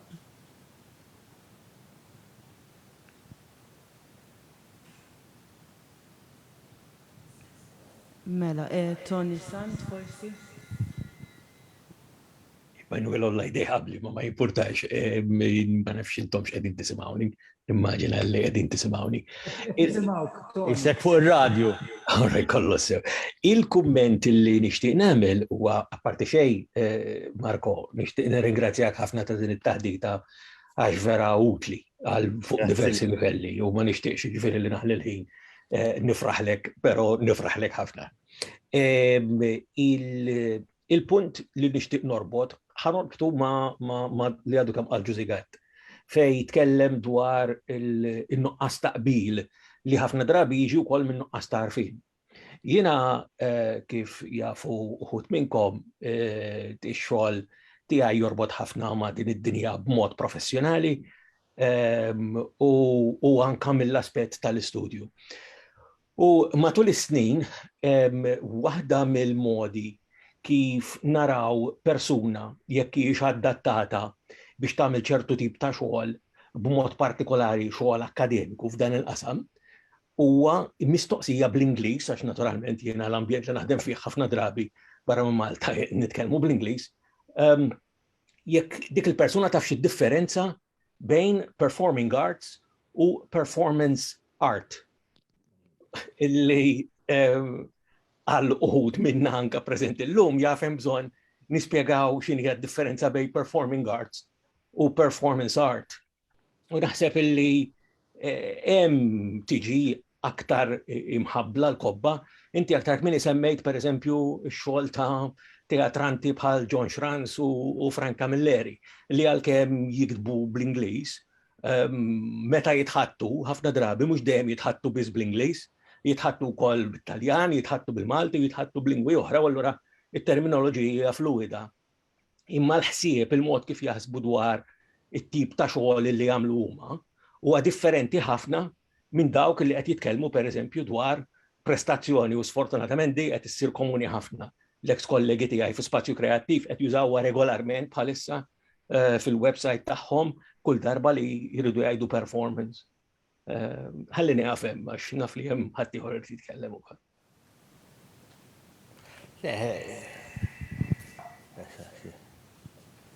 Naqbel miegħek, ġifieri illi nkunu nafu x'qed nifhmu meta nużaw it-termini huwa l-punt ta' tluq, naturalment. Issa jekk hemm bżonn kif qed jgħid Ġużi kif qed jistaqsi Ġużi speċi, jekk hemm bżonn imbagħad illi jkollna traduzzjoni tagħhom jew mod kif nirreferu għal dawk il-kuntesti bil-Malti, naħseb hija s-sitwazzjoni l-oħra. U kif għadt inti ħafna nies illi jifmu t-termini u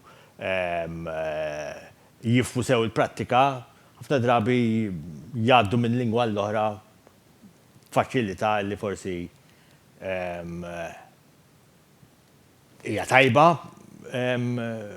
però ovvjament meta tiġi biex tistabbilixxi l-użu ta' lingwa waħda, forsi rridu mmorru x'imkien ieħor imbagħad, ma nafx.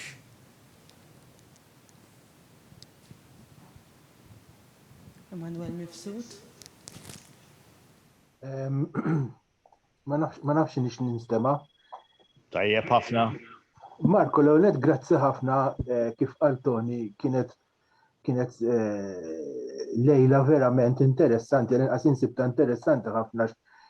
Huma kelmiet li min jaħdem fit-teatru jużhom il-ħin kollu qatt ma forsi wieħed waqaf jaħseb daqsxejn. Jien għandi numru ta' mistoqsijiet, Mark, ma nafx forsi tkun tista' tweġibhom li perswas li tista'. Meta tajtna it-tieni kwotazzjoni ta' Kerry White, ġustament u għamel differenza bejn drama u theater. Li għadni minix għal kollox konvint jekk aħna għaw Malta namlux id-differenza u uħut jissuspettaw li d-differenza jamlu għabis l-Ingliżi attwalment, pero mux se nidħol f'dak l-aspett. Imma innu tajt forsi għandi żball illi ħafna drabi aħna l-Maltin nużaw id-drama, per eżempju meta ngħidu l-iskola tad-drama, ma ngħidux l-iskola tat-teatru, jew qed nitgħallem id-drama, ma ngħidux qed nitgħallem it-teatru. Ġuri b'xi mod il-kelma drama donnu illi tikkorrispondi għat-teknika tal-attur. Għalkemm ovvjament jista' ma jkunx il-każ. Tony Sant fil-kumment tiegħu qabżitlu kelma illi bl-Ingliż nużawha bħala theater practitioner u uża l-kelma teatrant illi wkoll hija kelma li naħseb illi tintuża biss f'ċerti tipi ta' teatru li dak li jkun qiegħed jalludi għal nies li mhux neċessarjament huma atturi, mhux neċessarjament huma reġisti, imma b'xi mod b'Malti ma nafx kemm hu tajjeb jagħmlu t-teatru. Okay? Imbagħad dwar il-didaskaliji, minnhom inti għamilt il-mistoqsija għaliex speċi l-ibna at one point l-ibna. Imma forsi qed jinnota wkoll li ċerti drammaturgi naħseb hawnhekk jeċċellaw Ebejer u Alfred Sant fid-didaskali tagħhom jużaw ħafna Ingliżiżmi. Bażikament jitraduċu stage direction bl-Ingliż għal Malti u tinstema stramba ħafna. Per-eżempju, Sant għandu waħda ma nafx f'liema dram brackets jagħmel biex imur. Il-personaġġ ikun se joħroġ u ma joħroġ. U l-aħħar ħaġa Mark naf li qed nieħu ħafna ħin, imma jista' jkun li inqata għax kelli x'ismu ħażin. Meta rejtna dak id-disin ta' dak it-teatru li dam jeżisti 5 snin biss, kien hemm rokna jekk rajt sew kienet id-dar għall-artisti. Ivi. Tista' tgħidilna xi qatt ma smajta u vera intrigatni tgħidilna x'kienet din ir-rokna. Grazzi ħafna. Mela. Ġan sejt imma tajtu għax ġan sejt. L-ewwel mistoqsija kienet dwar il-klim drama u teatru. Il-kelma drama naħseb tintuża b'mod kważi abbużiv ħafna sa qed ninduna li pereżempju sar għandha tifsira ġdida, ma nafx ġdida, ma li tirreferi għal produzzjonijiet ta' drama fuq il-television. Ġifieri naħseb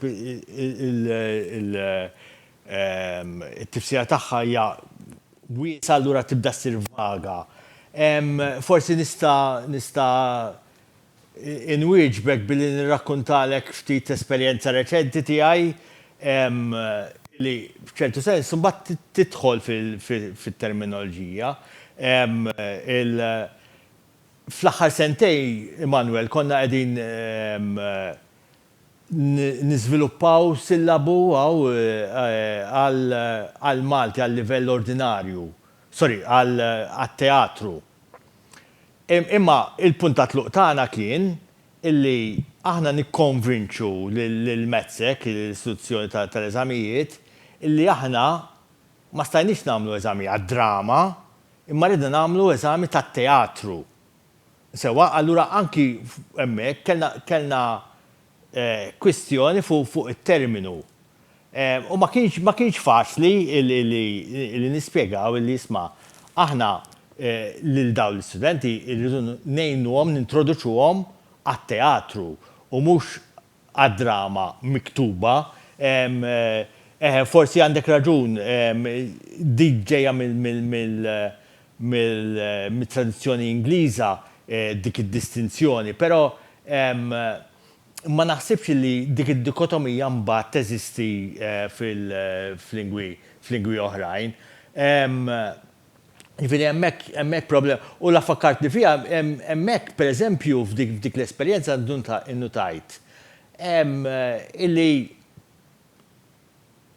hemm kuntest fejn forsi għandna nixtiequ li jkollna dit-terminoloġija, mela il-ħolma tagħna kienet illi aħna nagħmlu eżami jew sillabu għall-eżami tat-teatru għal studenti ta' 16 sena ġifieri illi jkunu jistgħu jagħmluh bil-Malti jew bl-Ingliż.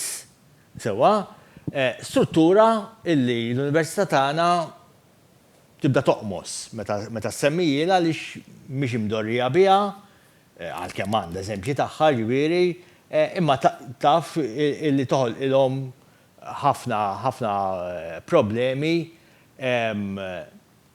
illi speċi mbagħad iridu jaraw kif se jsolvuhom, sewa eżaminaturi u l-bqija. U waħda mill-affarijiet illi mbagħad kważi ma bqajniex ninsistu fuqha kienet illi jekk aħna ħanatu l-istudenti il-ħelsien u il-libertà li iwieġbu bil-Malti irridu nofrulhom aħna l-apparat bil-Malti. U waħda mill-problemi hija proprju dik tat-terminoloġija illi se nużaw. Jew fil-mistoqsijiet, imma minħabba li dan ġrid ikun eżami tat-teatru, ġrid ikun eżami tal-prattika. Ġifieri aħna nistaqsuhom dwar id-dwal, dwar is-slielen, dwar affarijiet oħrajn. Sewa, illi ovvjament dak kellna r-riżorsi l-ħin, allura isek mbagħad tibla kliemek u tinduna kemm id-diffikultà f'ċerti affarijiet huma hija reali. U wisq nibża illi allura il-fatt li tajt qalbi pereżempju huwa pass ieħor biex il-prattika id-diskors dwar il-prattika l-inqas ma jiżviluppax bil-Malti. Ma dik kienet l-ewwel mistoqsija ma' l-memorja tiegħi tiftakrux għamil xi mistoqsijiet oħrajn. Id-djar tal-atturi. U x'hekk.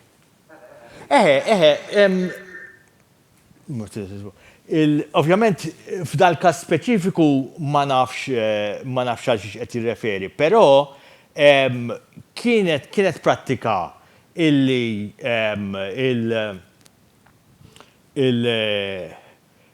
il-teatri illi jimbnew għal-kummerċ biex niftehmu, ġifieri da probabbilment kien teatru li kien jinkera. Daw kienu jġibu ħafna kumpaniji jew il-pjan tagħhom kien li jġibu kumpaniji mill-Italja. Sewa, allura il-kumpaniji barranin rridu jsibulhom post fej jalloġġjaw, fej joqogħdu sakemm qed jagħmlu il-rappreżentazzjonijiet tagħhom.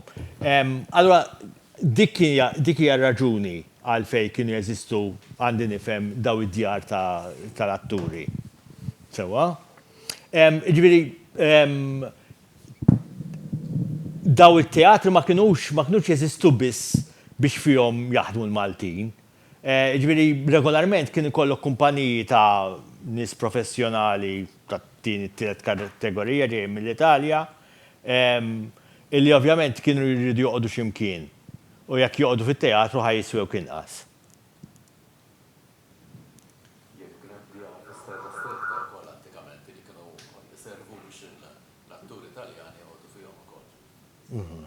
Eżatt, probabbilment l-atturi li kienu u l-artisti li kienu jiġu għall-Irjal.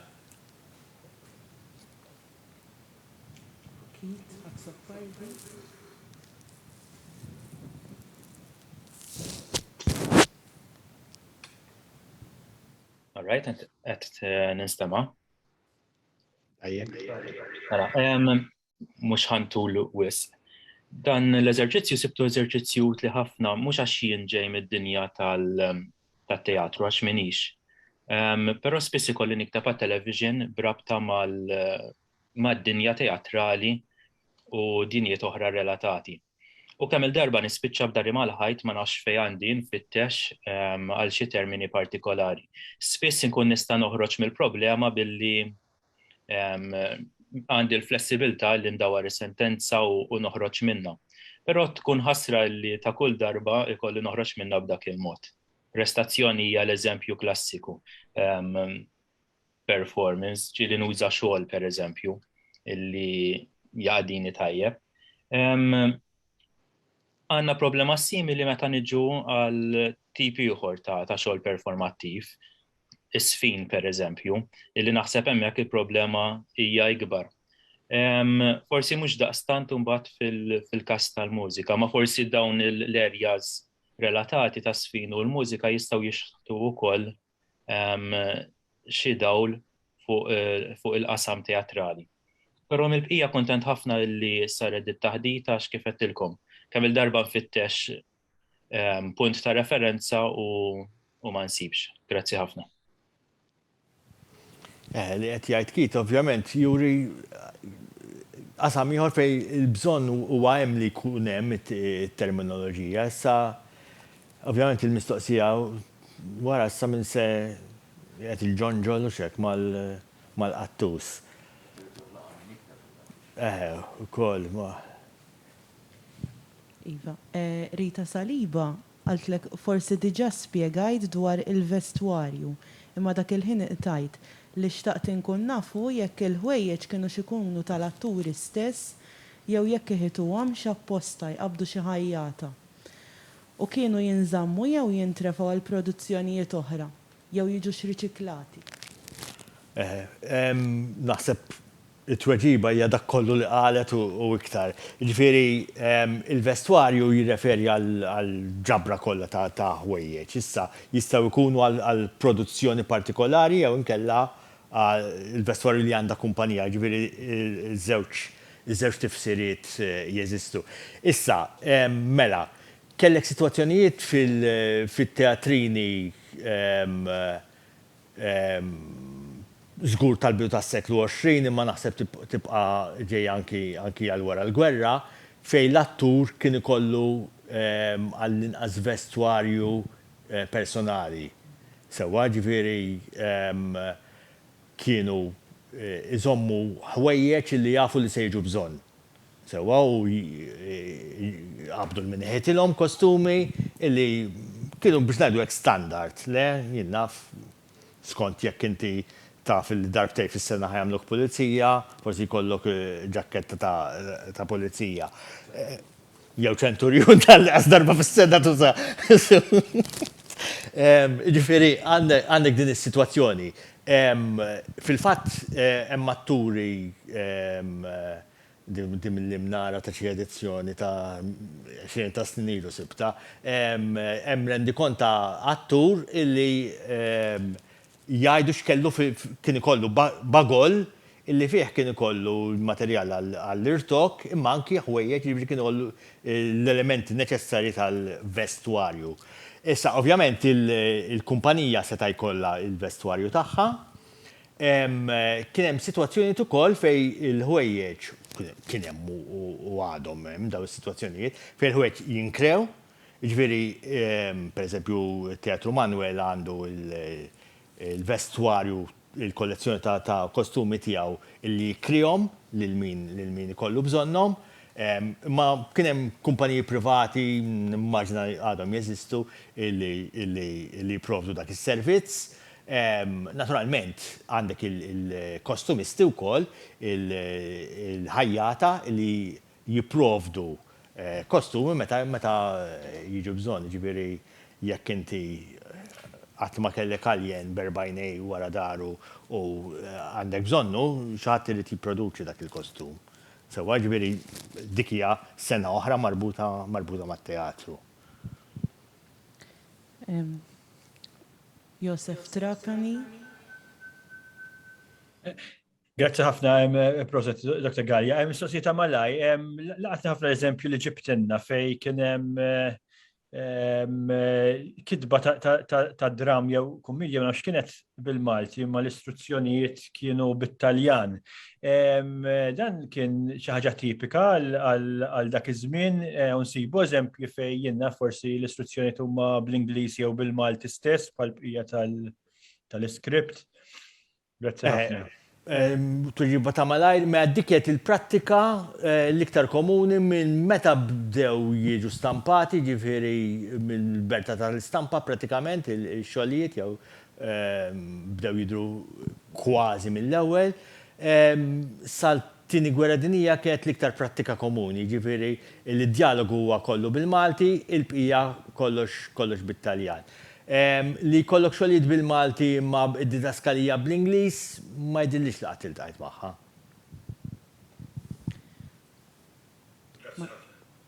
Grazzi inti. Grazzi ħafna Marko tal-preżentazzjoni. Grazzi tal-paċenzja. Paċenzja. Anzi, skużani għax tlift l-ewwel biċċa, l-biċċa ġifieri. Ħan prova nagħmel 3 punti malajr. Naħseb akkulina meta jagħti t-terminu eżekuzzjoni l-ewwel biċċa preċizzazzjoni naħseb qed juża hemmhekk jew qed jissuġġerixxi dak it-terminu fis-sens fis-sens liħor ta' performance bl-Ingliż, jiġifieri ta' twetti jew il-qaddi ta' xi dmir pereżempju jew xi rwol. Ma nafx hekk fil-lista kellek xi wkoll wirja, naf li ġieli tintuża wirja teatrali pereżempju, issa dibattibbli sewa, ma tinniżilha wkoll mal daw in-nomi li jintużaw.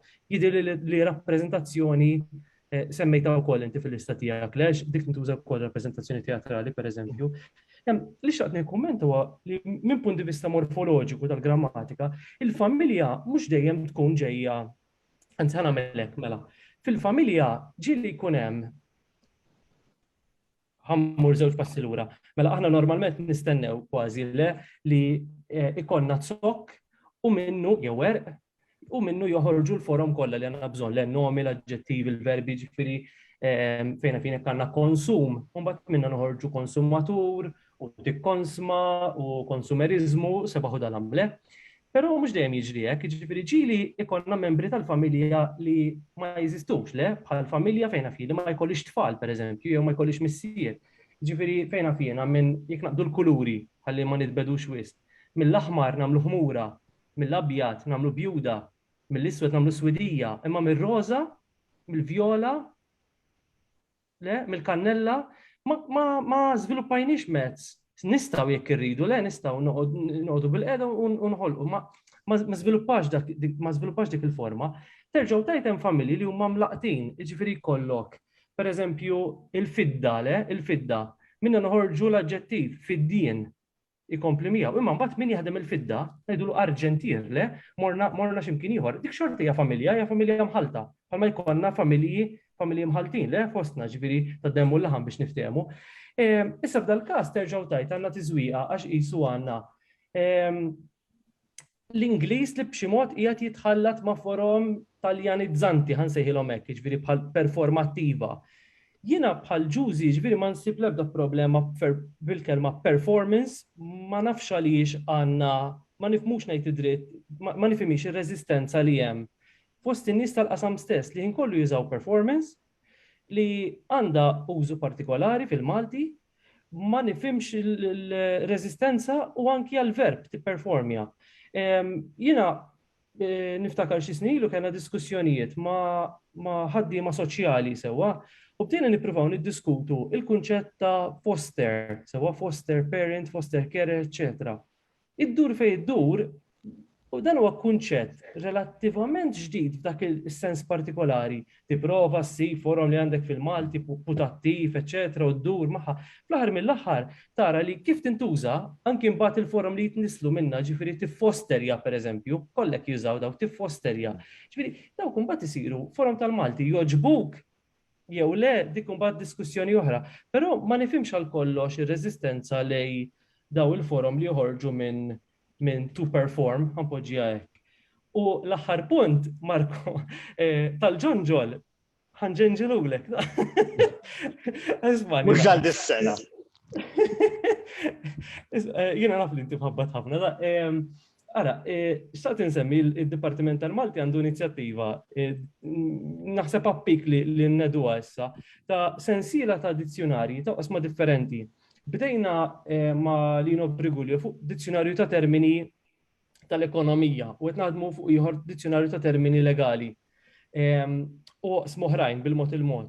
U nixtieq la ġiet ix-xoqqa f'moxta u hekk insomma li nistiednek qudiem daw ix-xhieda kollha sewwa. Ħadma kien edi. Iva, Edin kien jafbi għadi. Le. Għax konti waħħel fih, speċi stidinni għallaqa biex ubbat nispiċaw b'dizzjonarju. Le, anzi rrit ningrazzjah għax ma kienx jafbija u organizzu din it-taħdita. Dak jaqra li moħħi ta' dik l-inkwiet tiegħi. U nitkellmu bil-kwiet ta' Marko ġifieri aħna ma rridux nifilġuk, imma u ngħinu kemm nistgħu għax bil-fors daw il-proġetti jridu jsiru id-feed bejn in-nies tal-lingwa u n-nies tal-qasam, in-nies esperti. Sinti it-tnejn li huma għandek le? Ġifieri għandek siqlem u siqlaw. Allura tkun ideali għall-inizjattiva bħal di. Ħana laqħali. Grazzi. Nitkellmu.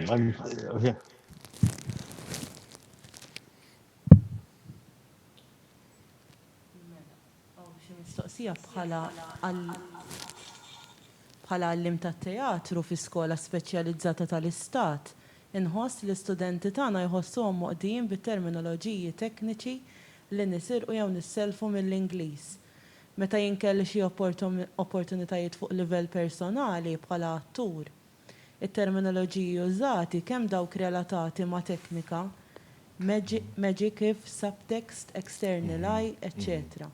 U spazju u rwoli, downstage, front of house, stage hands, etc. Fil-maġġoranza tagħhom dejjem jintuża bl-Ingliż. Forsi wkoll għaliex saru jappartienu l-lingwa universali tat-teatru. Ma nafx.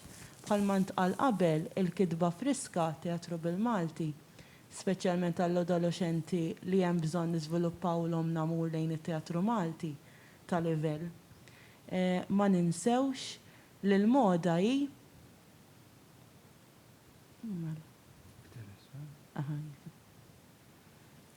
ifittex li jitħarreġ barra minn xtutna u jibqa' jinħass mod konkret minn xi wħud ukoll minn età żgħira. Iċċaħda lejn dak li hu miktub bil-Malti. Qed nikteb minn fuq il-moqorritok.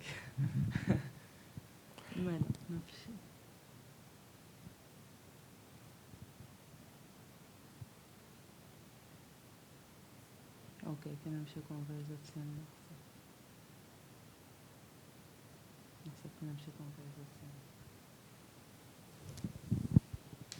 Ma nafx trid tgħaddi xi kumment tal-aħħar. Le, naturalment, mhux biss interessanti, ma inkoraġġanti li n-nies li ovvjament laqdinaw għandhom interess li jinteraġixxu mal-lingwa wkoll. U il-fatt li ma jħossuhomx daqshekk miftumin, ħanajdu hekk, għalija hija xi ħaġa tajba. Issa, naturalment, jekk nerġgħux niġu fis-sitwazzjoni kif spjegajt inti, Giusy, li anke jekk nużaw it-termini bl-Ingliż, però jista' jkun li t-termini li qed nużaw xorta mhumiex universali, ġifieri hemm dik is-sitwazzjoni li naħseb immorru lejn dak li kien qed jgħid Tony, mhux bil-fors qed nifhmu l-istess affarijiet.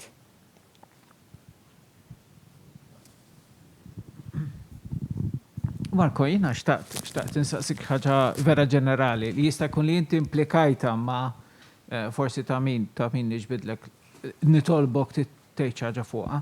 Hemm termini li inti smajthom mingħand in-nies tat-teatru, pereżempju teatru amatorjali fl-irħula fil-komunità u li ma sibtomx miktubin fid-dizzjonarji jew fil-kodba li referejtna għalihom?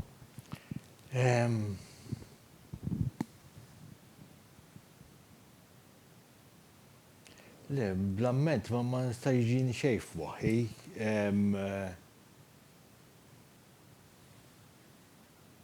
Però m'inhiex l-iktar bniedem illi nista' jiġri mhux mod definittiv fuqha.